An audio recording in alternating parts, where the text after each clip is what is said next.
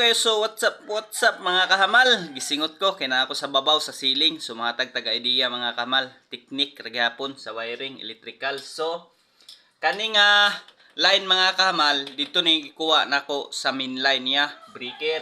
Kani, duha ka line. Ang isa po ani ka line mga kahamal, likuha ko dito sa switch. Kani, white gapon, dito ni gikan sa switch.